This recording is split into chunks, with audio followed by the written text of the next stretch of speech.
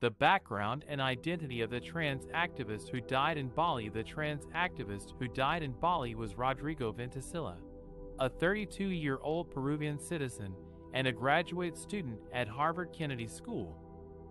He was a founding member of Diversidades Transmasculinas, a trans rights organization in Peru, and was pursuing a master's degree in public administration.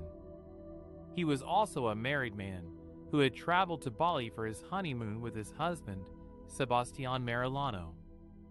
Ventocilla was a transgender man who had transitioned from female to male. He had faced discrimination and violence in his home country because of his gender identity. He had also struggled with mental health issues and had been diagnosed with bipolar disorder and post-traumatic stress disorder. He had been prescribed medication for his condition by healthcare professionals. Ventocilla was arrested by customs police at Denpasar Airport on August 6, 2022, after they found what they claimed were suspicious items in his baggage. According to his family, these items were related to his mental health treatment, and he had a valid prescription for them.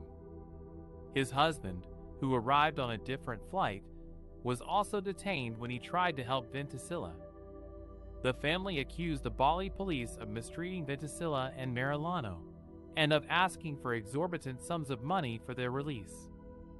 They also alleged that the police denied them access to legal defense and information, and that they were victims of racial discrimination and transphobia. The family said they were never able to communicate with Ventocilla or know his health status. Ventocilla was taken to hospital on August 9th after he started vomiting. He died 2 days later, on August 11th, of organ failure. A police official said he had fallen ill after consuming drugs that were not confiscated from him during the search. The family disputed this claim and demanded an independent post-mortem examination, which they said was not allowed by the Indonesian authorities. Ventocilla's death sparked outrage and grief among his friends, family, classmates, and fellow activists. They called for justice and accountability for his death, and for respect for his human rights and dignity. They also highlighted his achievements and contributions as a trans rights activist and a scholar.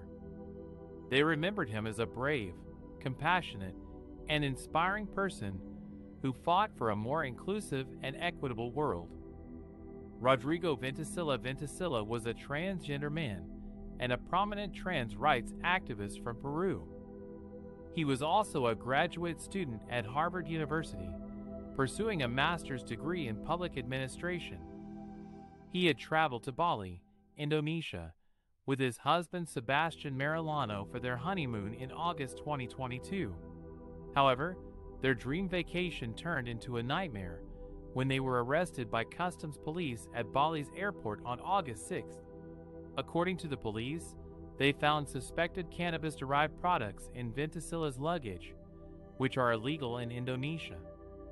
Ventocilla's family said that the items were an herb grinder and prescription medication he took for his mental health. Ventocilla was detained and interrogated by the police for 2 days, while his husband was released on bail.